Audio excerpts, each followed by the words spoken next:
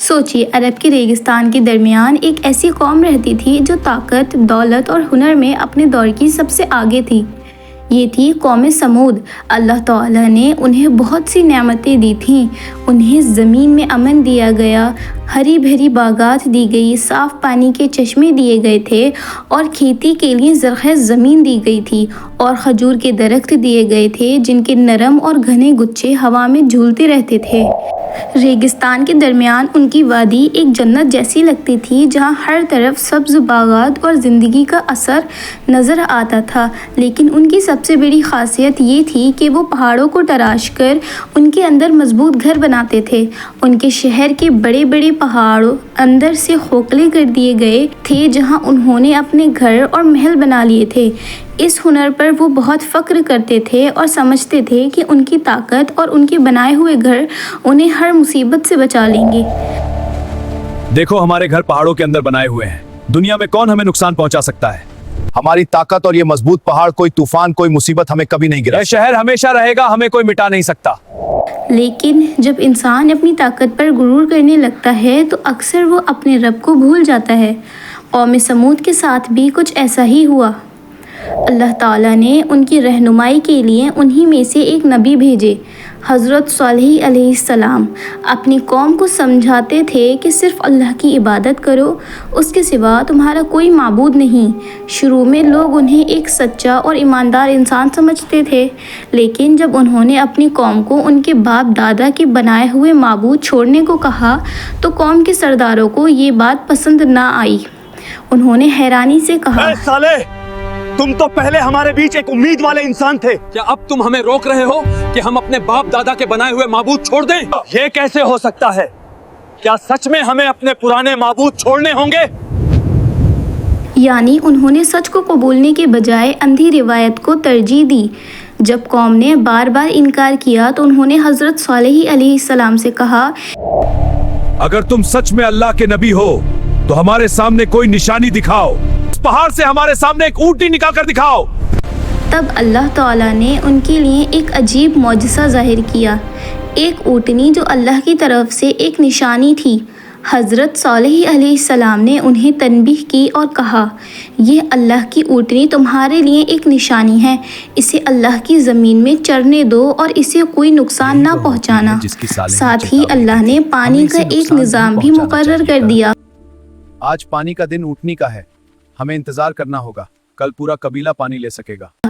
ایک دن چشمے کا پانی اونٹنی پیے گی اور دوسرے دن پوری قوم پانی کا استعمال کرے گی۔ یہ اصل میں ان کے لیے ایک امتحان تھا۔ کچھ لوگوں نے اس معجزے کو دیکھ کر یقین کر لیا، لیکن یہ سچ میں اللہ کی نشانی ہے۔ صالح سچ کہہ رہے تھے، ہمیں ان پر ایمان لانا چاہیے۔ قوم کے غرور میں ڈوبے ہوئے لوگوں کو یہ بات بالکل پسند نہ آئی۔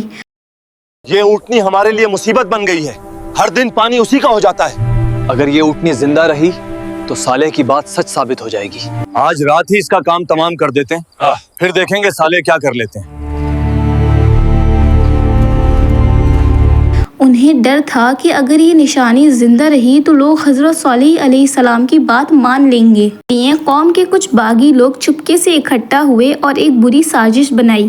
انہوں نے فیصلہ کیا کہ اس اونٹنی کو قتل کر دیا جائے۔ ایک دن جب اونٹنی وادی کے چشمے کے پاس آرام سے کھڑی تھی اور وہ باغی لوگ اس کے پاس گئے اور اس پر حملہ کر دیا۔ اس طرح انہوں نے اللہ کی اس نشانی کو مار ڈالا۔ جب یہ خبر حضرت صالح علیہ السلام تک پہنچی تو انہوں نے قوم کو آخری بات تنبیہ کی اور کہا، اپنے گھروں میں 3 دن تک مزے کر لو، پھر اللہ کا عذاب آنے والا ہے اور یہ وعدہ جھوٹا نہیں ہوگا۔ یہ 3 دن اصل میں ان کے لیے آخری مہلت تھی تاکہ وہ اپنی غلطی پر ندامت کریں اور اللہ کی طرف رجوع کریں، لیکن زیادہ تر لوگ اب بھی اپنے غرور میں ڈوبے رہے۔ پھر وہ وقت آیا جب اللہ کا عذاب نازل ہوا۔ اچانک سے سخت چیخ اور زلزلے نے پوری وادی کو ہلا دیا۔ جو لوگ کل تک اپنی طاقت اور اپنے پہاڑوں کو گھروں پر فخر کرتے تھے، وہ سب ایک ہی لمحے میں خاموش ہو گئے۔ ان کے معبود پہاڑی گھر بھی انہیں نہیں بچا سکے۔ آج بھی عرب کے ریگستان میں ان کے تراشے ہوئے پہاڑوں کے گھر خاموشی سے کھڑے ہیں اور گزرنے والوں کو ایک بڑا سبق دیتے ہیں کہ جب انسان اللہ کی دی ہوئی نعمتوں کا شکر ادا کرنے کے بجائے اس کی نافرمانی کرتا ہے تو اس کی طاقت اور دولت بھی اسے بچا نہیں سکتی۔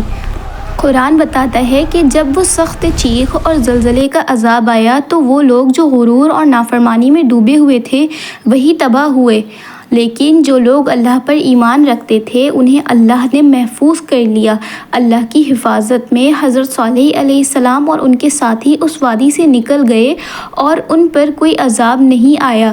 اس طرح اللہ نے دکھایا کہ جب عذاب آتا ہے تو وہ صرف ظالم اور نافرمان لوگوں پر آتا ہے، جبکہ ایمان والوں کو اللہ اپنی رحمت اور حفاظت میں رکھ لیتا ہے۔ یہ واقعہ ہمیں یہ بھی یاد دلاتا ہے کہ جو لوگ اللہ پر یقین رکھتے ہیں اور اس کی اطاعت کرتے ہیں، اللہ مشکل وقت میں ان کے لیے نجات راستہ ضرور بنا دیتا ہے۔ ایسی ہی اور ویڈیوز کے لیے ہمارا چینل سبسکرائب کریں۔ جزاک اللہ خیر۔